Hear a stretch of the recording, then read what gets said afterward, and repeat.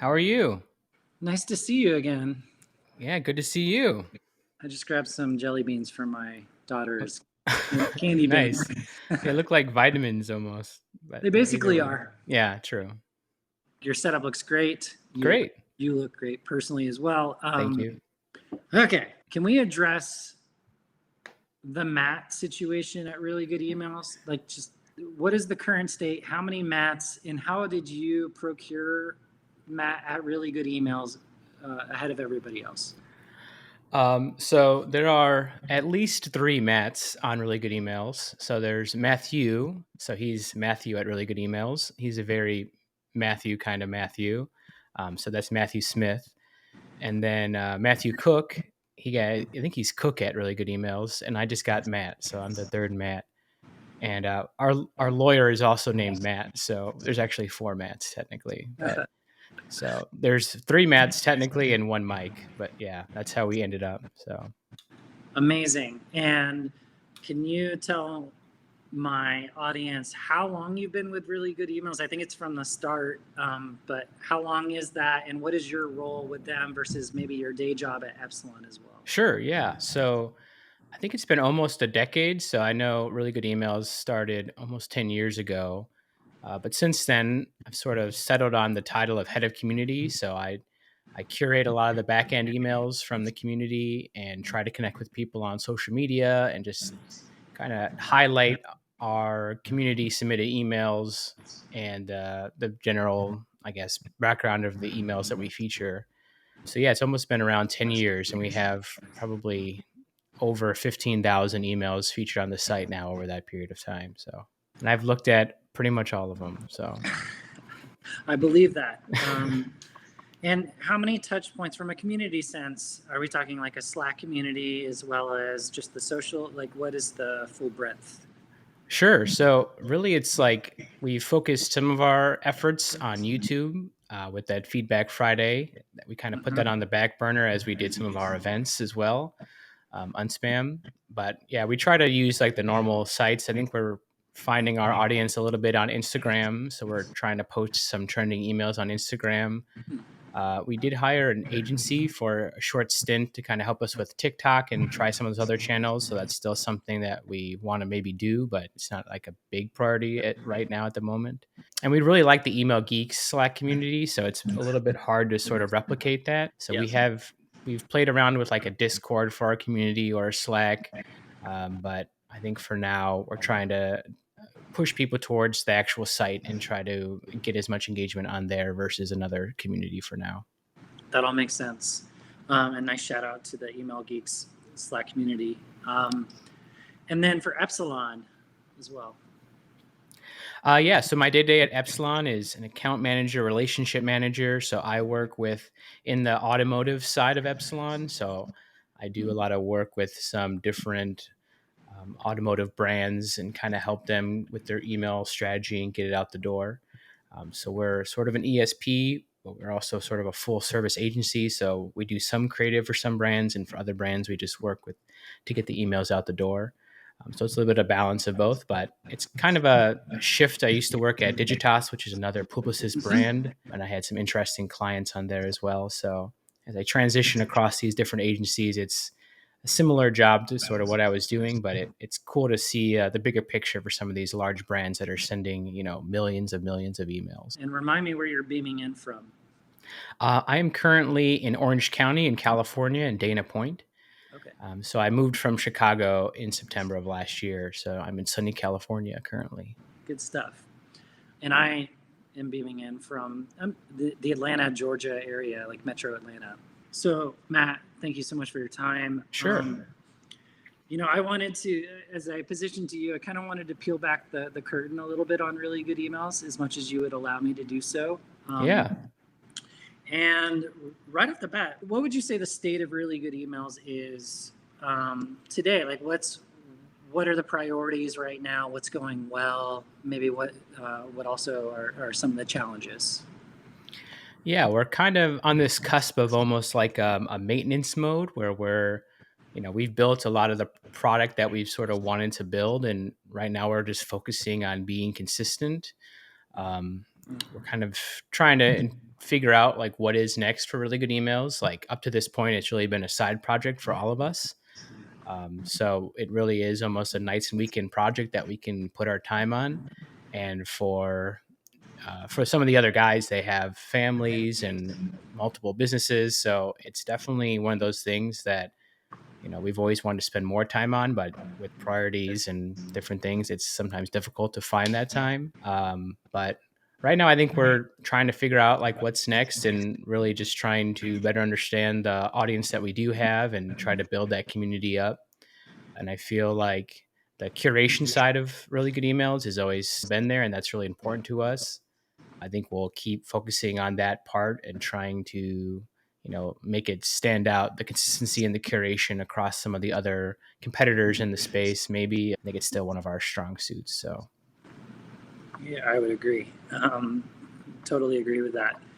And two deeper questions. One is top challenges, but also, if I remember correctly, a few years ago, you were looking for a CEO or considering hiring a CEO. Did that ever happen? Are they still there, or did you all kind of abandon that journey? so top challenges, I think, is finding some really great developers or like a larger team of developers or like the money to spend on developers to really build a product that we can spend time on a little bit more. And I think just time from the rest of the team, it's always a difficult thing to sort of get enough people to focus on it. If it was to become like a full-time thing, I think that's maybe eventually the long-term goal of really good emails, but I think we would have a lot more time to focus on the stuff that we really want to do and build that community even more. And the CEO journey, I think we learned a lot during that journey. I think we got sort of close in a lot of different ways on certain things working out. Um, but for now, we've decided, we can still steer the ship. Mike has really stepped up, Mike Nelson, Mm-hmm. almost as an internal CEO at this point, and really leading the product team and working a little bit more on the project. So it's been exciting. Good on Mike for stepping up into that role. So you mentioned, working on the weekends. Like I know moonlighting has been a constant for you all. How often is there a regular cadence of internal meetings? How do you all handle communication? Maybe you've been doing it longer than some of us in terms of like async or sync and remote. What does that look like on a regular basis for really good emails? Currently, not very much. So, to be honest, we kind of just, I always thought of really good emails as an outlet for each of us to really try new things and learn from the product.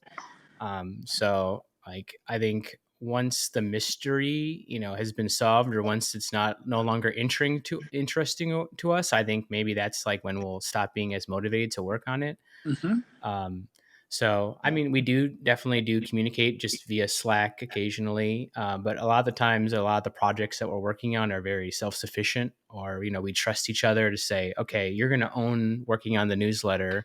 That's what you're going to try to do, and this is another part of the product is kind of someone else's job. So, I Mm-hmm. think we've sort of figured out a way to do that, but I would say like when we are able to collaborate, it is really nice to all sit in the same room or sit on a Google Hangout and actually talk about stuff and get things going. But for Mm-hmm. now, like the moonlighting schedule and everything, it does sort of not really allow for a lot of overlap of time. So. That makes sense. And so in terms of, and I'll get into this a little bit later as well, but the copywriting specifically, since that's such a important and prominent fixture for really good emails, kind of like a defining characteristic, in my opinion, is that voice several of you, or has it evolved to where like maybe even contractors or freelancers handling copywriting, or is there one singular steward of the copy? How does copy production work for you Yeah, all? it's interesting. I think, as more of we looked at the product, there's almost really good emails newsletter, which is its own sort of thing, and then really good emails to site. And in some ways, they battle each other when it comes to popularity and how many people use them. So Mike has always really been the voice of really good emails. I mean, Matthew Smith obviously has, been a big proponent of the site as well, but I think Mike has really tuned that voice, and we had hired a few contractors to work on some stuff, which definitely helped. But I think at the end of the day, we found a way that Mike could really, focus as the newsletter as one of his, big time sinks that he would spend his time on and really own that. And I get a lot of inspiration from what he writes and try to spread that out across other parts of, what we're talking about online or on social or, other parts of the product. So. Mm-hmm. Nice. Okay. And yeah, I definitely want to talk more about that dichotomy of the product versus the newsletter. And just zooming out for a moment, I know we talked about the mats, the scope of the mats, but full-time, or sorry, I shouldn't use the term full-time, like partners, first party versus like the amount of people that actually touch really good emails on a regular basis. Like how large is the team right now? It's really mostly 4 of us full time, and then we have some contracting developers. I think we have 2 contract developers and then 1 kind of project manager that we hire as well. So it's a pretty small team, pretty lean team. And like I said, we try to work on it when we can, basically. So some people think it's a lot bigger than it is. But yeah, we try to keep it pretty lean. So yeah. It makes sense, like both the reality and the perception, because I think you've had an outsized impact on the culture, the email geek culture, for example, over the last decade or so. And so kudos to you all. It's, I assume, one of the top 3 recognizable brands in this space in terms of influence. That's unmeasurable. In my opinion. So it's really, really impressive. And it's definitely one of the reasons why I wanted to chat with you. But given that I'm trying to approach my Substack from the perspective of scale, that's why, I'm really curious about, and maybe we can move into this next question of chasing growth right now. So you mentioned the current state of being a bit on maintenance mode and maybe some optimization, but is there a more aspirational next chapter that you all are talking about actively, or is it kind of stuff on the backlog? Yeah, I think the biggest growth we are sort of pushing for is to continue to like provide value to the people that read the site. Like, I think we want to continue to try to make, at least my goal is to make the product like as sticky as possible. So for example, I think there's a lot of maybe automated triggered emails that we'd always like to pursue to figure out, okay, someone came to the site, maybe from their behavior, we know that they're trying to build a welcome email. Like what type of content can we provide to them about welcome emails, or can we show them more welcome emails? Or if, welcome emails is a big category, how can we, as really good emails, go out and find better welcome emails from the top brands, or just start aggregating data about what's some common features of welcome emails. So I think you can really do that for every sort of category of email and almost every industry.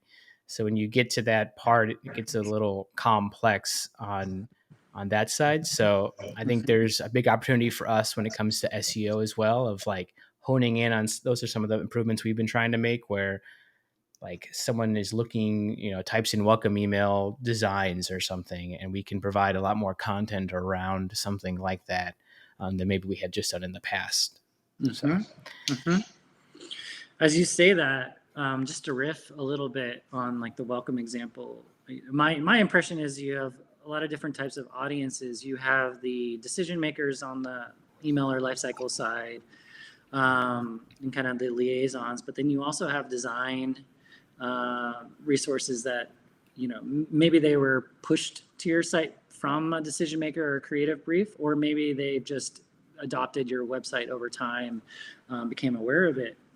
I'm sure I'm missing some, but it would be interesting to almost tag a user and follow up with them, and maybe even get them to give some kind of credit to the brands or the email that was inspired, and or maybe showcase the end result of, hey, we referenced these 2 welcome emails.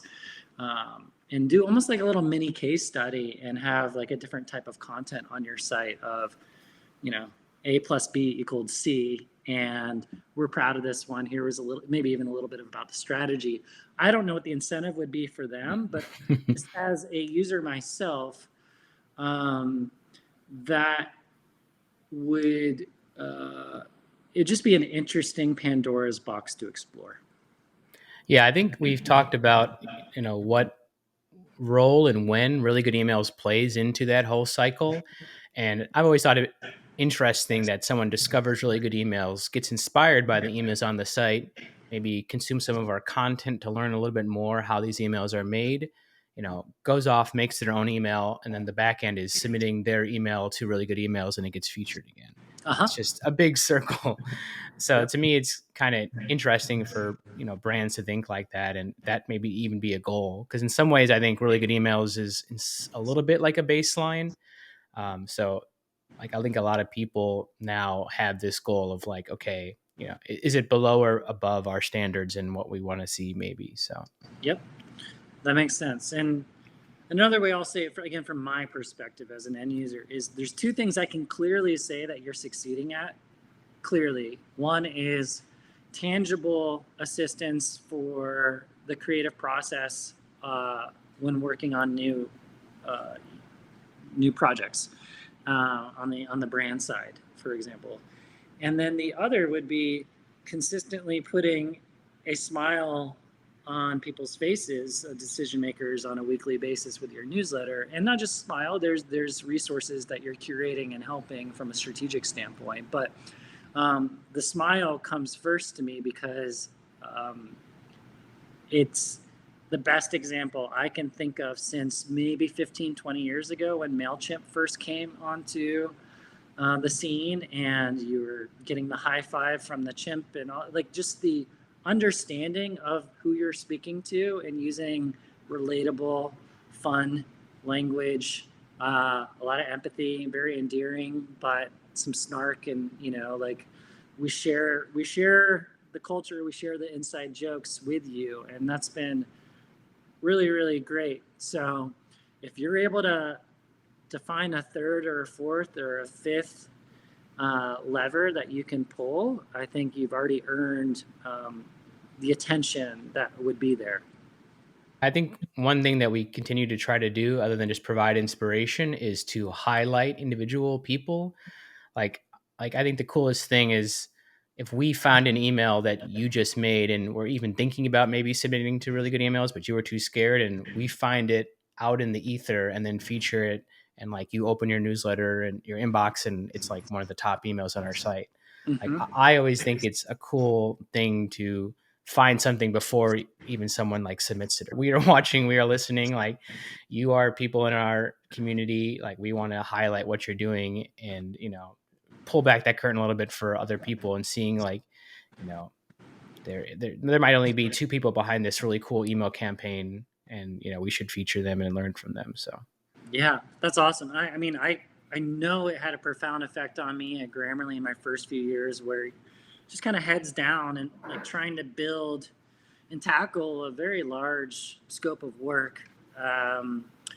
And to get noticed on there definitely gave some wind to the sails and motivation, and helped me know I was kind of going in the right direction. So I to have done that at scale for as many people as you mentioned, you have 15,000 emails on the site. So that's great.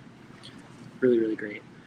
I want to talk about the newsletter a little bit specifically, which is, what does that process look like at a high level? How far in advance are you planning out the content calendar or working on an individual email, and how much of it is automated versus like super manual and bespoke?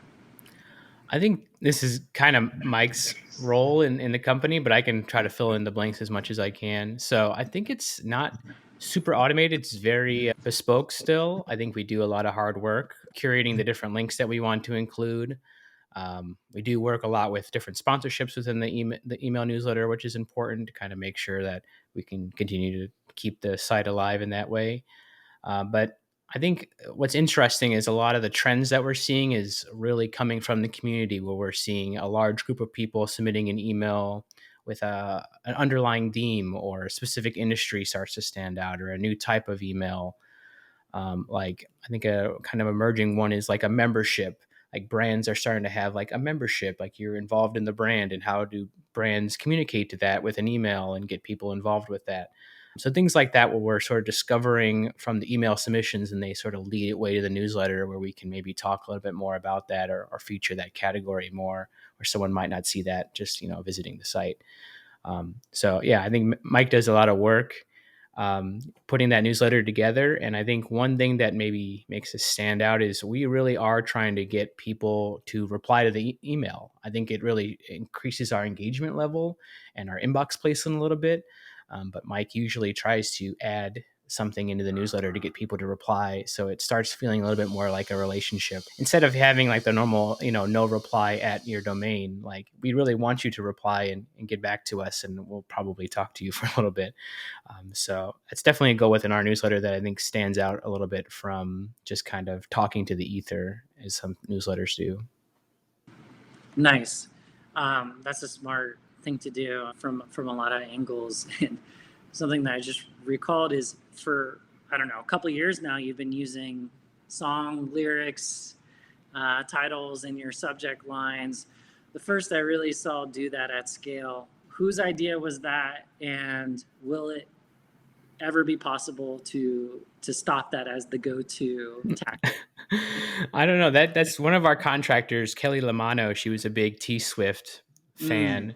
So she kind of brought in some of that. It resonated with the audience, and I think it keeps working. But I think in general, we try to borrow a lot from other parts of media in order to get inspiration or talk about. Like, I think email in a lot of ways can be of an art form, and it's cool when brands can do that, and to see like Mhm. pieces of an email that's not just like a formula that works. They're pulling different things of personality from their brand and including it in an email. It makes it feel a lot more special and a lot more one-on-one to me, rather than just like, here's a CTA, here's some copy.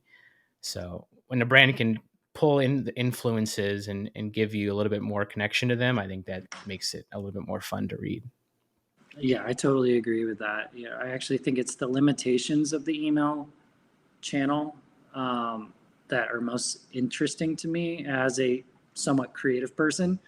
I love when people think outside of the box, and I think there's a lot, even before we're talking about interactive email elements and that kind of thing. Like, I still don't think we've grasp what we can do with hierarchy, with layouts, with like what email will look like, and what purpose it will serve 5-10 years from now could be drastically different, and it will just take one person to kind of innovate in that direction, and then the rest can follow. But anyways, that really resonates with me, what you said.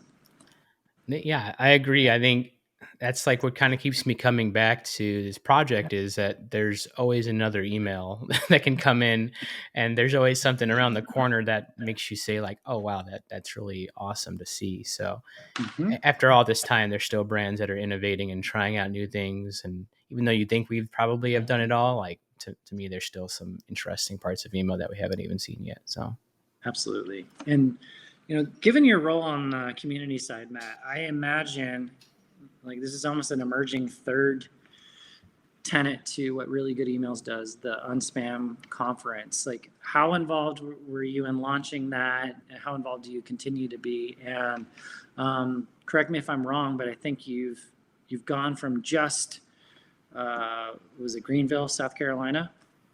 You've added mhm. some locations. Is that correct? Yeah, so last year we did Chicago, Greenville, and London. I don't think there was a. I think that was it. But that definitely was, in addition to the day to day work of Really Good Emails, definitely was a lift. So shout out to Matt Cook and Mike Nelson. They definitely led up that project. Mm-hmm. I think it's a really interesting time to actually meet some of those people in real life. I just think like the in person community of talking to people and listening to some of their problems and connecting with people like that, I think that's still pretty valuable. So it was really interesting to do that. I think, like you said, it's like a third product within really good emails, where we have like a newsletter, the site, and then the third is sort of unspam. And I think it's something that we still think has a lot of value. And I think it's nice that we're sort of ESP agnostic. Anyone's sort of welcome. We don't really want anyone selling at our conference. Again, the goal of that conference is to really focus on the community and focus on what people are making, and learn from them. So I think it's definitely something that we're interested in doing in the future. It's just finding enough resources and time to make it happen. So. Yep. And I've heard really great things, no pun intended, and I would like to show up to one of the next ones. Is it okay to talk about monetization of really good emails? Like, can we talk about We that? can talk it a little bit. I don't want to like go into so much, but yeah, there's ways that we can keep the lights on. I don't sense that it's, when you were looking for a CEO, I don't sense that it's this big startup venture with an exit plan. It's more of just a passion project which maybe surprised you all at how well it had traction. And then it's like, is there like an existential, what should this be? And then you've kind of fallen back to like, no, we like where it's at. Sure. I mean, I think, really, really good emails has always made money through advertising. We get a good amount of people coming to the site looking for inspiration. So it's always been an okay handoff, to, okay, we'll show a couple ads on the site in order to keep the lights on, sort of thing. I think in the last couple of years, we've pivoted. We have the pro rollout that we did. So there's additional features added to the site if you want to upgrade to a pro profile. So that was sort of a monetization strategy that we are still maybe interested in working on. But at the end of the day, I think we just want to get as many people onto the site, and view, eyes on the newsletter, and keep growing those two. So I think that's our main focus for now. But I do think we put a lot of hard work into building the site and the curation. Like, we spend thousands of hours looking at different emails, removing personal details, adding category tags, like all this work that we do, and we like to be, compensated for it. But a lot of the money that we've always made from the site has gone back into hiring developers to try to make the site better. So we really don't make a ton of money individually off of this. So in that way, it's a passion project.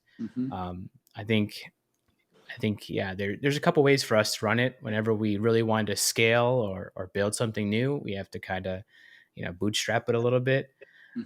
So I think there's definitely a future where it could be bigger and more people could spend time on it. And like, we've always looked to maybe the email community to maybe give some of that back to us in the support as it comes to their time and energy. But at the end of the day, we're like the only four guys that I guess are still weirdly obsessed with email over all this time. So I think we're fine doing that when it comes to that. But I think, I feel like we do give a lot out, where we could just put up a big paywall and say, oh, tomorrow it's, B2B, whatever, it's going to be $50 a seat and no more emails for anyone. But that's really not what we want to do. So I think it's a balance where, oh, well, we've been, there's all these emails that we're putting out there. We should be charging for this. So we're trying to find a balance between those two without making it totally unfair to the community and totally unfair as a resource for people out there. Yeah, that's a tricky balance. And I would say, from my standpoint, you're definitely on the lopsided, selfless, amazing karma, I hope, is befalling all of you.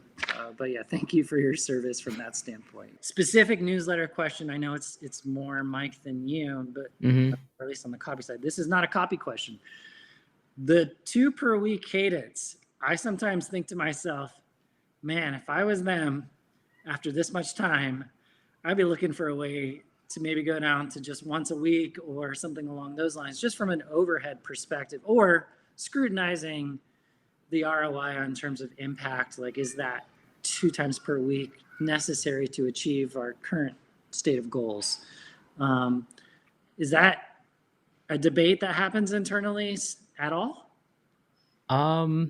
I wouldn't say so. How we picked those 2 days initially and the timing of those days is we we sent out a survey to our audience and said, what days do you want to get emails and how many emails do you want? And they all said like 2 a week on these days. And we said, okay, we'll just send out that then.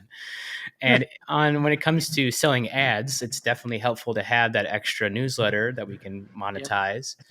So in that way, I think it works pretty well. I think, I think the Friday email has a little less engagement overall, but I think in some ways we've tried to split them into different types of emails.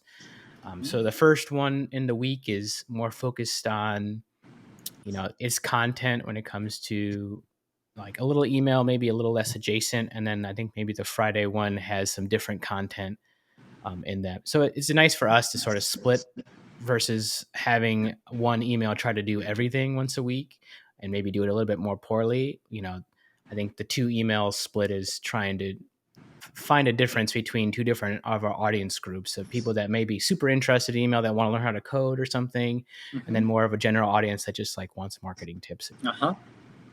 That makes sense. And I will say, take this for what it may, I hadn't realized the strategic split there. I do open most of the emails, and I have for years. So I'm curious if you've ever. We'll check that later, Drew. We'll make sure. Yeah, I better go back and don't look at the date stamp. Okay. So I guess what I was thinking is, should there be is there like a branding opportunity of like the really good email X versus the Y, the Friday email, or should it just be implicit? I think I'm not sure if we still have it, but we used to almost have a preference center where it was, do you want to opt into this type of content or this type of content, to sort of split them up. And I think we just decided like most people would subscribe to both, or someone would subscribe to one, and then I don't know, like it was just easier to subscribe to them to both of the types of emails. Later on, maybe we'll split that, and I think we still have a lot of opportunity to provide like a lot more dynamic content. Yep. That makes sense. Good context. And which one of you is in charge of list hygiene and deliverability? That definitely leads more into Mike's Okay. category. He's doing the copy and he's doing the list hygiene. Yeah, he's the newsletter guy. So if you get it from him, all the good and all the bad all go to Mike. Really. Oh, perfect. Yeah, you've got a fall guy. Mm-hmm. Is there anything we didn't talk about in regards to events and newer bets that you would like to share? I think just continue to work on adding better data towards the emails that we feature. I think is probably one of the most exciting ones to me. So even something like using AI to look at an individual email and pull category tags from that email or something like that. I think that's one of the biggest way people find inspiration on our site is search. So I think we're always looking to sort of understand that a little bit better and provide better category tags to an individual email. Because right now it's a very manual process where an email comes in and we can recognize that this email has a GIF in it, or we can recognize that it's an onboarding email from the specific industry. We want to get better at categorizing that email with as much data as possible. A big one was always been like ESP data or accessibility features, things like that, where we can start adding additional email information, and then if there's a way to sort of categorize that and present that in better ways to say, okay, these are all the emails made with MailChimp, or these are all the emails that include, different aspects. So I think the closer we get to that, I think it'll be exciting to me to work on that product a little bit more, just because there's so much more data that we can provide. On the event side, yeah, just keep trying to. I feel like Unspam, we reinvent it every time that we do it a little bit and try to learn from each time, like all this, what do we screw up this time, sort of thing. So, I think each year we've tried to make it a little bit better and understand, like who's coming to that event, who's it for, how can we get new people, and how can we serve that previous audience and still provide value. And of course, we look at other industry types of email events and like what can we do that they're not doing that we want to do. So is that like don't know, an email tattoo booth or something. Who knows? But there's things like that where we want to push the envelope and try like something that's a little bit different, because I think that's why people come to our brand. Is we don't like, you can go to a conference from your ESP or like a Litmus conference, but if you want to come to an Unspam conference, it's going to be pretty different, and that's kind of why we want you to come there. So, and as someone who hasn't been to one yet, is what I'm hearing and what my bias has been is that it's not necessarily around strategy case studies, but more of a cultural celebration event. Is that a fair and more intimate as well? so yeah, I think we want to make people uncomfortable at those events. We want them to really like get to know other people in the industry, or be honest about how their email performed poorly. Like, Yeah. I think we want to touch on things that some people may be a little bit afraid to look at in the industry. Like, we had a really great talk about burnout or something. Like, Mm-hmm. I don't know if like, someone's going on stage and at a big B2B conference and talking about how they, had a depression or something. Mm-hmm. So I think we really want to make it to feel intimate and, feel real about what people are struggling with inside of email and across like their lives as well. So I love that. That's excellent. Okay, and kind of to bring it all home, wanted to chat with you about what makes a really good email. I'm going to share my screen so that um, I don't think you'll need a cheat sheet, but you have one if you need one. sure. So yeah, this is kind of something that I keep circling back to. I think you even talked a little bit about the interactive types of emails. So I gave this talk at EEQ in 2018. Like, on our site, we still, I think, have a list of features of like what we think makes a really good email. And to me, it's just interesting that, like you're saying, with everything that's come out in the last couple of years, like I think a lot of the basics kind of remain the same. And it's interesting how brands maybe still haven't been pushing the envelope or never really reach all our check boxes. Mm-hmm. So I'm just curious. I feel like our what we think is a really good email has maybe shifted over that time, and I think maybe we're even a little bit more lenient. Mm-hmm. But I don't know if that's a shift in the industry when it comes to people being okay with more all image emails or being okay with different things. So, like, I'm just curious on your thoughts about some of that. So, in regards to your like core principles here, design, serves the customer, consistency, best in class technology, enjoyable. Like I love these. Perform well, which you all don't obviously have full insight into, but we do. The decision maker side, the brand side, and then I think the last bullet stands out to me the most in terms of its importance just growing and growing, which is accessibility.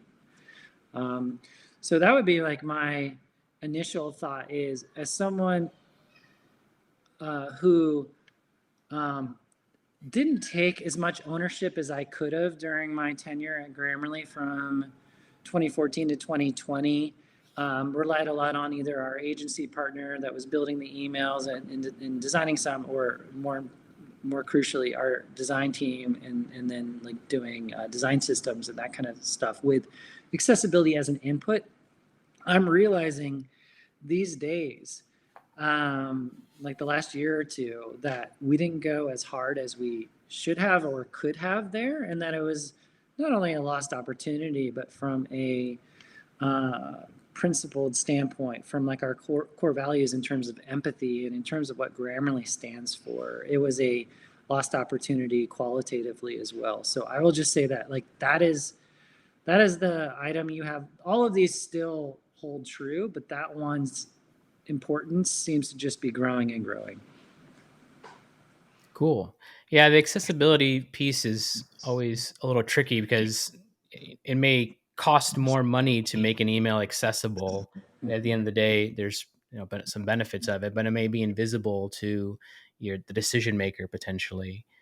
Mm-hmm. So it's always something that's almost seems like it's tacked on the very end, but it's good to see that some brands, especially that are advocating for web accessibility, on their website or homepage, like some of that is hopefully getting over to email and to me, if you can build that foundation, it makes like the whole email process a lot easier and better over time.